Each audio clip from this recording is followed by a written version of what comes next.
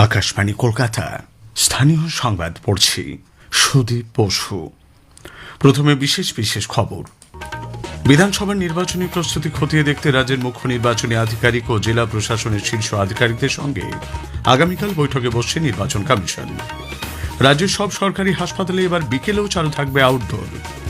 কড়া নিরাপত্তায় আজ উচ্চ মাধ্যমিকের চতুর্থ তথা চূড়ান্ত সেমিস্টারের পরীক্ষা শুরু হয়েছে। চলছে তৃতীয় সেমিস্টারের সাপ্লিমেন্টারি এবং পুরনো পদ্ধতিতে উচ্চ মাধ্যমিক পরীক্ষাও। কলকাতা মেট্রোর ব্লু লাইনের আধুনিকীকরণের জন্য ১,২০০ কোটি টাকারও বেশি বরাদ্দ হয়েছে বলে রেলমন্ত্রী অশ্বিনী বৈষ্ণব জানিয়েছেন। নতুন শ্রম কোড বাতিল, রাষ্ট্রায়ত্ত সংস্থার শূন্য পদের নিয়োগ সহ একগুচ্ছ দাবিতে একাধিক ট্রেড ইউনিয়ন দেশ জুড়ে ধর্মঘটের ডাক দিলেও এরাজ্যে তেমন কোনো প্রভাব পড়েনি। বাংলাদেশের নির্বাচনকে কেন্দ্র করে এরাজ্যের সীমান্তবর্তী জেলাগুলিতে কড়া নজরদারি জারি হয়েছে। আসছি বিস্তারিত সংবাদে। বিধানসভা নির্বাচনের প্রস্তুতি খতিয়ে দেখতে রাজ্যের মুখ্য নির্বাচনী আধিকারিক ও জেলা প্রশাসনের শীর্ষ আধিকারিকদের সঙ্গে ভিডিও কনফারেন্স করতে চলেছে নির্বাচন কমিশন। আগামীকাল সকাল 11টা থেকে এই বৈঠক অনুষ্ঠিত হবে বলে কমিশন সূত্রে জানা গেছে।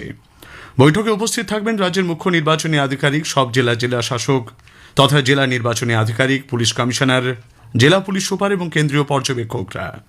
রাজ্যের সামগ্রিক প্রস্তুতি, ভোটার তালিকা সংশোধনের কাজ, প্রশাসনিক বন্দোবস্ত, আইন শৃঙ্খলা পরিস্থিতি এবং নির্বাচনী দায়িত্বে থাকা আধিকারিকদের ভূমিকা বৈঠকে এই সকল বিষয়ে পর্যালোচনা করা হবে।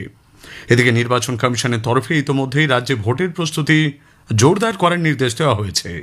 চূড়ান্ত ভোটার তালিকা প্রকাশ, আধিকারিকদের বদলি ও নিয়োগ, মাইক্রো অবজারভারদের প্রশিক্ষণ, গণনা কেন্দ্র নির্ধারণ, একাধিক গুরুত্বপূর্ণ বিষয় নিয়ে গত কয়েক সপ্তাহ ধরে বেড়েছে তৎপরতা। সেই প্রেক্ষিতেই এই ভিডিও বৈঠককে অত্যন্ত গুরুত্বপূর্ণ বলে মনে করা হচ্ছে। কমিশন সূত্রে জানা গেছে, প্রতিটি জেলা থেকে প্রস্তুতির অগ্রগতি সম্পর্কে বিস্তারিত রিপোর্ট চাওয়া হবে। ভোটার তালিকার বিশেষ নিবিড় সংশোধন, এসআইআর প্রক্রিয়ায় জমা পড়া নথিতে জন্মের আগেই বার্থ সার্টিফিকেট তৈরি, 6 মাসের ব্যবধানে 2 সন্তানের জন্মের মতো একাধিক অস্বাভাবিক ঘটনা সামনে আসায় কঠোর অবস্থান নিচ্ছে নির্বাচন কমিশন। এনুমারেশন ফর্মে উল্লিখিত নির্দেশিকার ভিত্তিতে সংশ্লিষ্ট ইআরওকে আইনানুগ পদক্ষেপ করতে বলা হয়েছে। কমিশন সূত্রে জানা গেছে, উত্তর 24 পরগনার বরানগর বিধানসভা এলাকায় এক ব্যক্তির ক্ষেত্রে জন্ম তারিখের 2 দিন আগে তার বার্থ সার্টিফিকেট তৈরির অভিযোগ উঠেছে।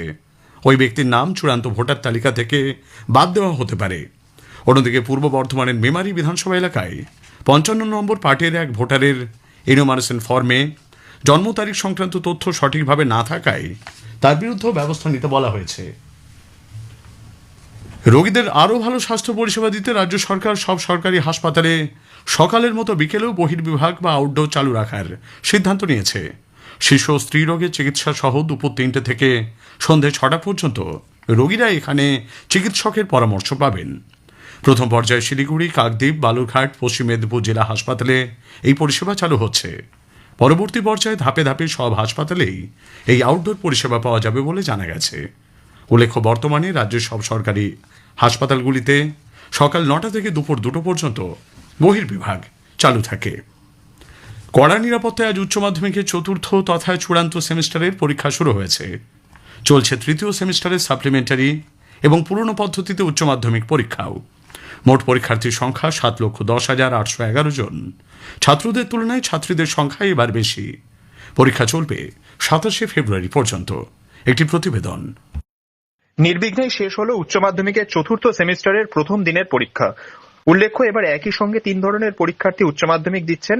2025 থেকে উচ্চ মাধ্যমিকের সেমিস্টার পদ্ধতি শুরু হয়েছে। চতুর্থ তথা চূড়ান্ত সেমিস্টারের পরীক্ষা, তৃতীয় সেমিস্টারের সাপ্লিমেন্টারি পরীক্ষা ও পুরনো পদ্ধতির উচ্চ মাধ্যমিক পরীক্ষাও শুরু হয়েছে।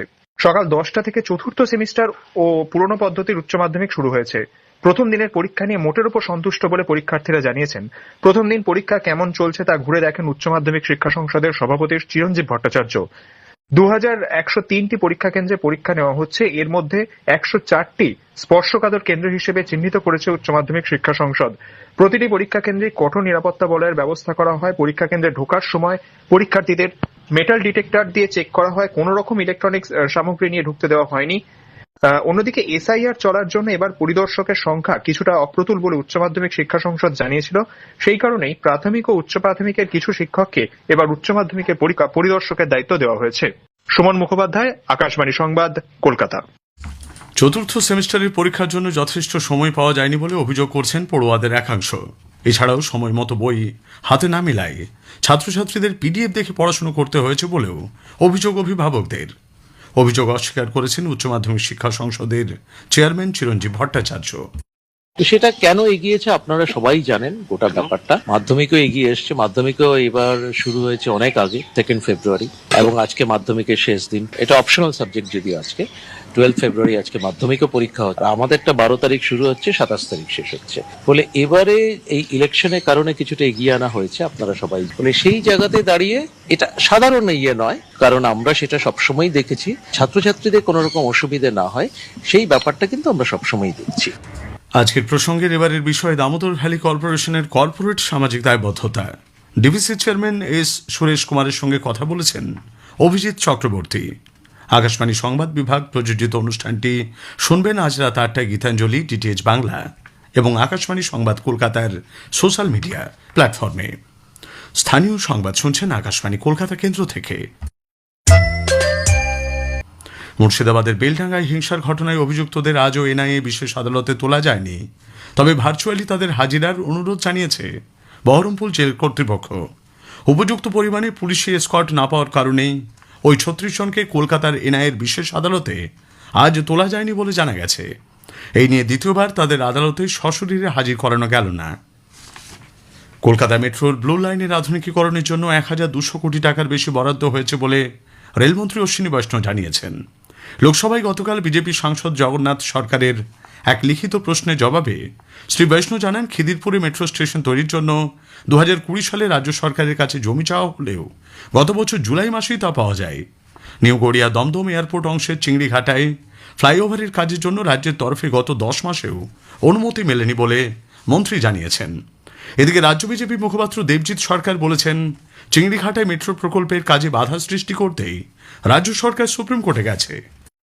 কিছু মিটারের রাস্তা, ওদের পিটিশনে ওনারা যেটা আবেদন করেছিলেন, মাত্র 2 রাত্রির রাস্তা বন্ধ থাকবে শনিবার আর রবিবার চিংড়িঘাটার ওপর দিয়ে। যখন মুখ্যমন্ত্রীর কনভয় যায় তো এরকম ভাবে ট্রাফিককে আটকে দেওয়া হয়। তা 2 রাত্রির মানুষের জন্য যারা মেট্রোতে চাপেন তাদের সুবিধার্থে এইটুকু করতে পারতেন না? উল্টে সুপ্রিম কোর্টে গিয়ে আরো গেরো দিয়ে আটকে দেওয়ার চেষ্টা করা হচ্ছে। নতুন শ্রম কোড বাতিল, রাষ্ট্রায়ত্ত সংস্থার শূন্যপদে নিয়োগ সহ এক উচ্চ দাবিতে একাধিক ট্রেড ইউনিয়ন দেশ জুড়ে ধর্মঘটের ডাক দিলেও এ রাজ্যে তেমন কোনো প্রভাব পড়েনি। উচ্চ মাধ্যমিক পরীক্ষার কথা মাথায় রেখে সমস্ত গণপরিবহনকে এর আওতার বাইরে রাখা হয়েছে। তবে পরিবহন কর্মীরা সন্ধে 6টা থেকে 6:10 পর্যন্ত কাজ বন্ধ রেখে প্রতীকী ধর্মঘট পালন করবেন বলে জানানো হয়েছে। ব্যাংক কর্মীদের কয়েকটি সংগঠনও ব্যাংক ধর্মঘটের ডাক দিয়েছে আজ। এদিকে রাজ্য সরকার বাম শ্রমিক সংগঠনের ডাকা ওই ধর্মঘটে সব ধরনের পরিষেবা সচল রাখতে উদ্যোগী হয়েছে। অর্থ দপ্তর থেকে প্রকাশিত এক বিজ্ঞপ্তিতে জানানো হয়েছে, অসুস্থতা বা অন্য কোনো জরুরি কারণ ছাড়া আজ কোনো সরকারি কর্মী দপ্তরে অনুপস্থিত থাকলে একদিনের বেতন কাটা যাবে এবং তার কর্মজীবন থেকে একদিন বাদ পড়বে। সারা ভারতব্যাপী শ্রমিক সংগঠনের ডাকা শিল্প ধর্মঘটে জেলা জুড়ে সরকারি পরিবহনের সঙ্গে সঙ্গে বেসরকারি পরিবহনও চলছে। রাজ্যের উত্তর 24 পরগনার ব্যারাকপুর শিল্পাঞ্চলে ধর্মঘটের কারণে পরিষেবা কিছুটা ব্যাহত হয়। বিভিন্ন ব্যাংক শাখার সামনে বিক্ষোভ দেখানো হয়, ফলে অসুবিধার মুখে পড়েন সাধারণ মানুষ। শিলিগুড়িতে সকালে বেশ কিছু বাজার দোকান বন্ধ ছিল। উত্তর দিনাজপুরের ইসলামপুর শহরে আজ সকালে বন্ধের সমর্থনে মিছিল করা হয়। ধর্মঘটের সমর্থনে কোচবিহার শহরে মিছিল করে শ্রমিক সংগঠনের সদস্যরা। বাংলাদেশে নির্বাচনকে কেন্দ্র করে রাজ্যের সীমান্তবর্তী জেলাগুলিতে কড়া নজরদারি জারি হয়েছে। সীমান্ত সুরক্ষা বাহিনী বিএসএফ এর নর্থ বেঙ্গল ফ্রন্টিয়ার প্রায় 932 কিলোমিটার সীমান্তে নজরদারি বাড়িয়েছে। কোচবিহারের চ্যাংড়াবান্ধা সীমান্তেও জারি হয়েছে অতিরিক্ত সতর্কতা। চ্যাংড়াবান্ধা আন্তর্জাতিক সীমান্ত বন্ধ করে দেওয়া হয়েছে। অন্যদিকে ফুলবাড়ি ইমিগ্রেশন চেকপোস্ট দিয়ে ভারত ও ভুটান থেকে বাংলাদেশে পণ্য রপ্তানি এবং ওই দেশ থেকে আমদানি সাময়িকভাবে বন্ধ রাখা হয়েছে। অবৈধভাবে ভারতে প্রবেশ করায় উত্তর 24 পরগনার বনগাঁ থানার পুলিশ আজ এক বাংলাদেশিকে গ্রেপ্তার করেছে। বিশিষ্ট ক্রীড়া সংগঠন ও প্রাক্তন হকি খেলোয়াড় গোপীনাথ ঘোষের গতরাতে কলকাতায় জীবনাবসান হয়েছে। বয়স হয়েছিল 87 বছর। শেষ করার আগে স্থানীয় সংবাদের বিশেষ কিছু অংশ আরও একবার। বিধানসভার নির্বাচনী প্রস্তুতি খতিয়ে দেখতে রাজ্যের মুখ্য নির্বাচনী আধিকারিক ও জেলা প্রশাসনের শীর্ষ আধিকারিকদের সঙ্গে আগামীকাল বৈঠকে বসছে নির্বাচন কমিশন। রাজ্যের সব সরকারি হাসপাতালে এবার বিকেলেও চালু থাকবে আউটডোর। স্থানীয় সংবাদ শেষ হলো।